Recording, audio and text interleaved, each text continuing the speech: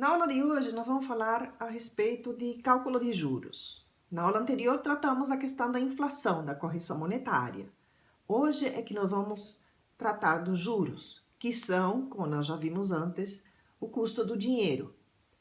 Nós não podemos considerar que o dinheiro tenha sempre o mesmo valor. Primeiro, porque tem aumento de preços, tem inflação. E segundo, porque existe o custo de oportunidade do dinheiro, que são os juros. É natural se esperar que se alguém te deve um dinheiro, você queira a correção monetária e provavelmente também você queira cobrar juros. Por quê? Porque você teve um custo de oportunidade. Se alguém te deve um dinheiro e passa muito tempo, você pode pensar que poderia ter aplicado esse dinheiro a juros, poderia ter ganho juros, você deixou de ganhar os juros. Então, é sobre cálculo de juros que nós vamos tratar na aula de hoje. Os juros em si são o preço do dinheiro, estão dados em dinheiro. Se eu tomar um empréstimo de 1.000 e devolver 1.200, estou pagando R$200 de juros. Mas esses R$200 correspondem a 20% dos 1.000. O 20% é a taxa de juros, o percentual. Esse percentual pode ser recebido ou pago. Por quê? Quando eu tomo um empréstimo, eu pago juros. Quando eu aplico meu dinheiro no banco, eu recebo juros. Sempre levando em conta que o conceito de juros corresponde ao pagamento, ao preço, por se usar um dinheiro que não é nosso. Se eu tomo um dinheiro emprestado do banco, o dinheiro do banco, eu pago juros. E se eu aplico o meu dinheiro no banco, o banco usa meu dinheiro, ele me paga juros. É nesse sentido, nesses dois sentidos que se aplicam os juros. Para trabalhar o cálculo de juros, nós vamos usar algumas nomenclaturas que se encontram no slide número 4. Nós vamos chamar de I minúscula taxa de juros, percentual. É a proporção paga de juros, é um percentual. O valor original da dívida é chamado de valor presente, é denotado como PV. Corresponde às iniciais do termo em inglês. Nós vamos manter essa nomenclatura porque as calculadoras, planilhas, todos usam essa nomenclatura. O tempo que transcorre entre o início e o final da dívida é denotado com a letra minúscula M e pode ser dado em diversas unidades. Pode ser medido em número de meses, N meses, ou N semanas, ou N anos, ou bimestres, trimestres. Deverá sempre ter uma sintonia entre o tempo e a taxa de juros. Se o tempo está dado em meses, usaremos taxa de juros mensal. Se o tempo está dado em trimestres, a taxa de juros tem que ser trimestral, e assim sucessivamente. Caso não haja coincidência no período da taxa de juros e do tempo, teremos que adequar para gerar essa sintonia, antes de aplicar a fórmula. E o valor futuro corresponde ao valor acrescido de juros, denotado na matemática financeira como FV. Usando essas terminologias, nós temos no slide número 5, 3 exemplos que nos permitem identificar quem é quem, segundo o enunciado. Se um AJ me cobra R$ 3.990 por um empréstimo de 3.000, realizado há 3 meses, a taxa de juros simples é de 11% ao mês.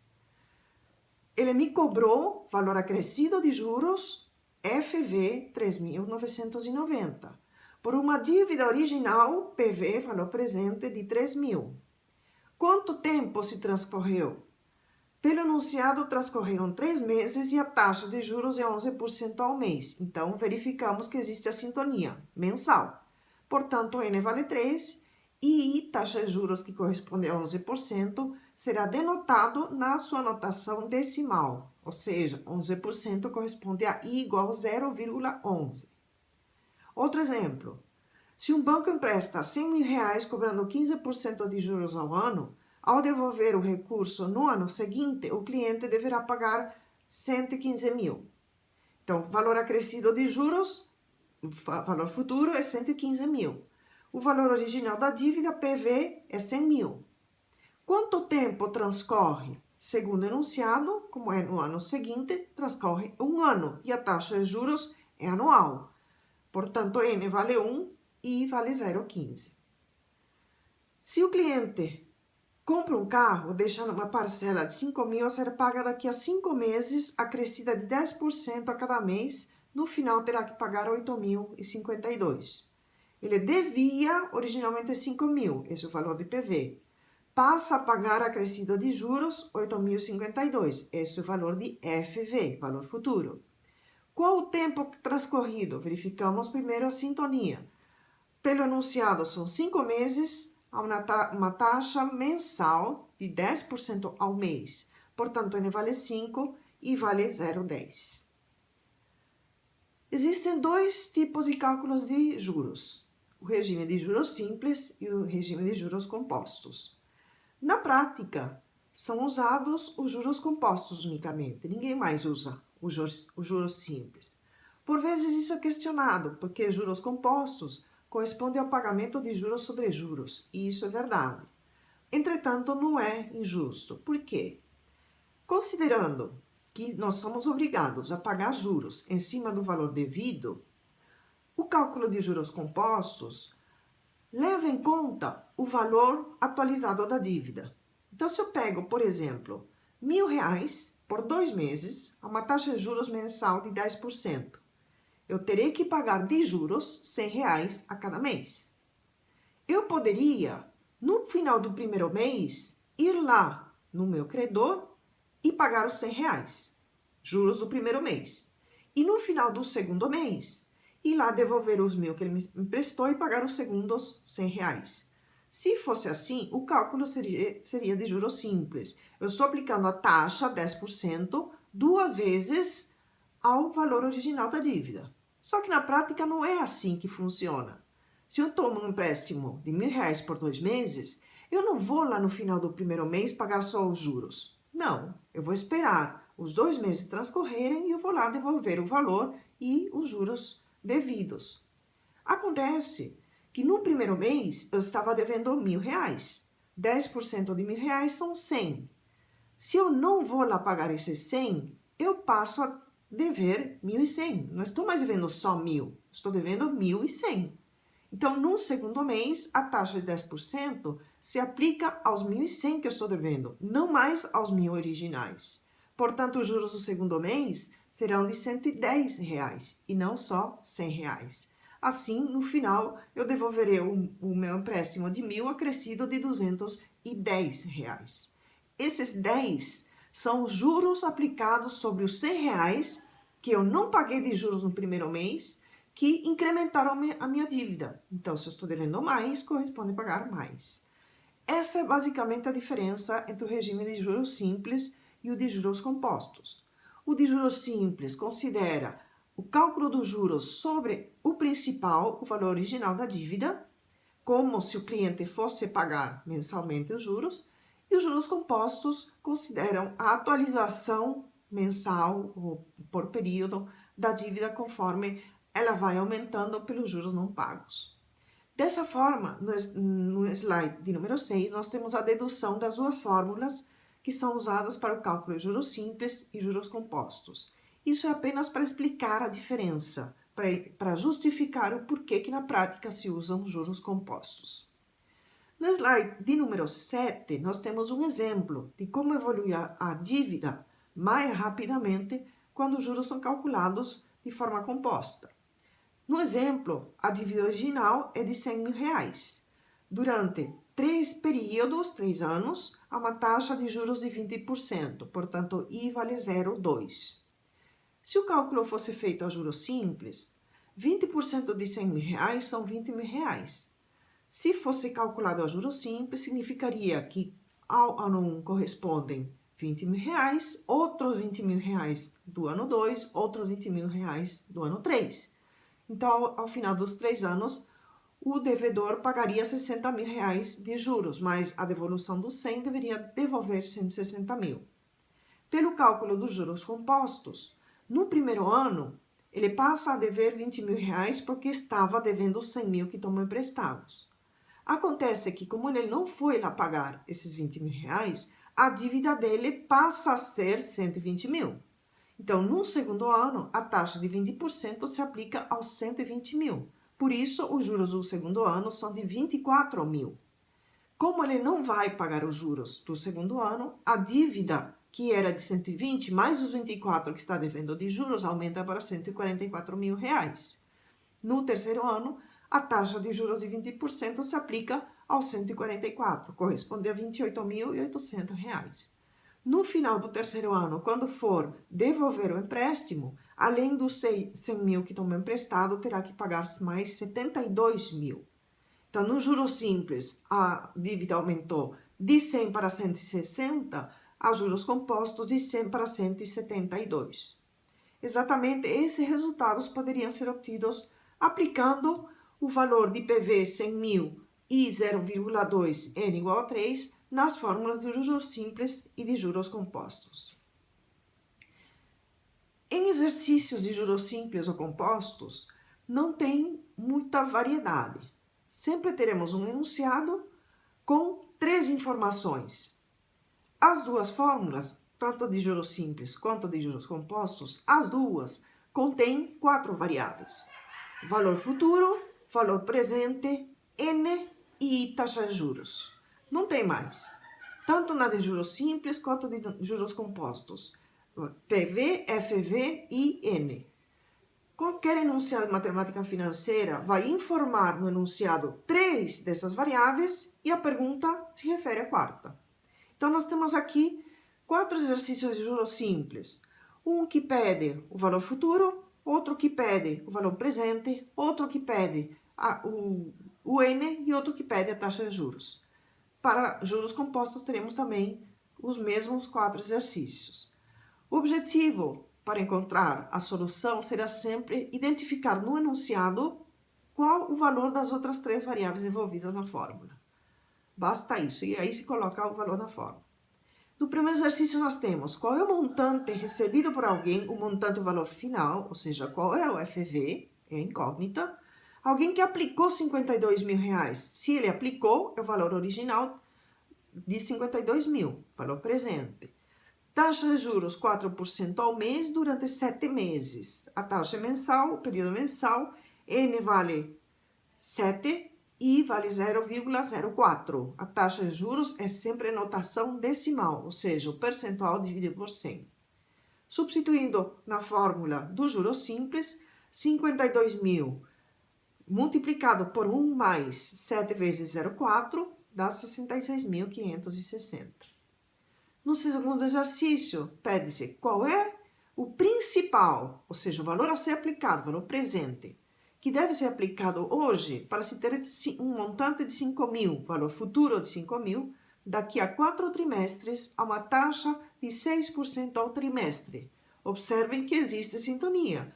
N é 4 trimestres e é 0,6 ao trimestre. Substituindo os valores na fórmula e isolando o valor de PV, que é a incógnita, deduzimos que o valor a ser aplicado para se ter 5 mil reais daqui a 4 trimestres a 6% de juros é de R$ 4.032. No terceiro exercício, quanto tempo, ou seja, a incógnita é N, deve ser aplicado um capital inicial, PV, de R$ 1.000 para se obter 1.500, FV, se a taxa de juros simples é de 16% ao ano. Como no enunciado está sempre falando que os juros são simples, usamos a fórmula de juros simples. Valor futuro é valor presente 1 mais I vezes N. Substituindo os valores conhecidos aqui, que são 1.500 de FV, 1.000 de PV e 0,16 de taxa de juros, encontramos uma equação linear a uma incógnita, da qual deduzimos que N vale 3,125. Como a taxa de juros era anual, são 3 anos, 125, ou seja, 3 anos e 1 mês e meio. E, finalmente, a última opção possível. Qual é a taxa mensal de juros? Se é a taxa a desconhecida, temos que ter conhecido o valor presente, o valor futuro e o tempo. No enunciado, diz qual é a taxa de juros simples necessária para um capital duplicar em 1 ano. 1 ano são 12 meses. Como está pedindo a taxa mensal, temos que usar N igual a 12. Mas não tem informação de PV e FV. Entretanto, no enunciado diz que o capital deve duplicar. Então, eu posso pegar, por exemplo, o valor presente é 100, futuro 200. Ou podia ser valor presente 1, futuro 2. Valor presente 1.000, futuro 2.000. Tanto faz. Substituindo os valores na fórmula, deduzimos que seria 8,33% ao mês. Temos, novamente, 4 exercícios a juros compostos. A única coisa que muda é a fórmula. Agora, a fórmula a ser utilizada é valor futuro igual ao valor presente 1 mais a taxa de juros elevado a n. Temos 4 variáveis. Sempre teremos 3 no enunciado, uma é incógnita. Que capital? Ou seja, qual o valor presente? Em 2 anos, n vale 2, produz 97.047,11 a juros compostos de 2,5% ao mês. Temos o valor futuro 97.000, temos a taxa de juros 0,025, o expoente n igual a 24, substituímos na fórmula, fazemos a conta, dá um valor presente de 53.654. Finalmente, um capital de 560.000 ficou aplicado durante 1 ano e 3 meses, a taxa de 5% ao mês de juros compostos, com o montante final. Como vai crescendo esse capital nessas condições? Se nós temos n igual a 1 ano e 3 meses, mas a taxa é mensal, precisaremos transformar n a quantidade de meses. 1 ano e 3 meses são 12 meses o ano, mais 3, 15 meses. Então, n vale 15. Taxa de juros 0,05 e o valor inicial 560.000. Substituímos isso na fórmula, nos dá um valor futuro de 1.164.199,78. Para uma dívida de 500, valor presente 500, o tomador pagou depois de 10 meses, n igual a 10, o valor de 814, valor futuro. Qual a taxa de juros composto utilizada? Neste caso, a taxa de juros, o I, está dentro do parêntese afetado pelo expoente, que neste caso n vale 10, expoente 10. Para isso, precisaremos fazer uma dedução de uma equação, mas que não é totalmente linear. Substituindo os valores, temos 814 igual a 500 vezes 1 mais I, que é desconhecido, elevado a 10. Para poder deduzir o valor de I, isolar o valor de I nessa equação, precisaremos retirar o expoente 10. Para retirar esse expoente 10, precisaremos tirar a raiz décima dos dois lados da equação, ou seja, a divisão 814 dividido por 500, que é 1,62, tiramos a raiz décima para que do outro lado sobre só 1 mais I. Na calculadora, tirar a raiz décima corresponde a elevar ao expoente 1 sobre 10, ou 0,10. Assim, encontramos a taxa de juros de 4,99%. E, na última questão, a incógnita é o tempo, n, que também não é tão simples de ser deduzida na fórmula de juros compostos. Por quê? Porque o n é justamente o expoente. A equação é de uma incógnita, mas a incógnita está em expoente. Se a taxa de juros, o rendimento é 0,05%, ou seja, 0,05 igual a I, quanto tempo o poupador deve manter aplicados R$1.000 para que o capital dobre? Ou seja, o valor presente é 1.000, o valor futuro é 2.000. Substituímos os valores na fórmula, 2.000 igual a 1.000, 1 mais a taxa de juros 0,005 elevado a n, e a incógnita está no expoente. Como é que isolamos esse expoente? A única forma de isolar o expoente é tirando o logaritmo dos dois lados. Lembrando uma propriedade dos logaritmos que afirma que o logaritmo de uma base a elevado ao expoente b é igual a b vezes o logaritmo da base. Tirando logaritmos dos dois lados, teremos logaritmo de 2 de um lado igual ao logaritmo de 1,005 elevado a n. Esse logaritmo de 1,005 elevado a n, pela propriedade dos logaritmos, é n vezes logaritmo de 1,005. Daí deduzimos que N são 139 meses, ou seja, 11 anos e 7 meses.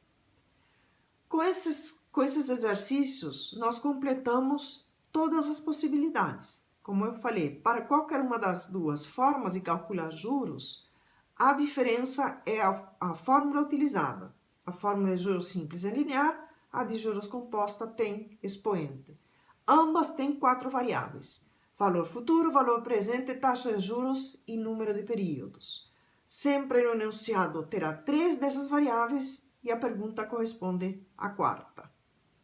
Continuaremos falando de juros na nossa próxima aula, calculando parcelamentos, sistemas de amortização.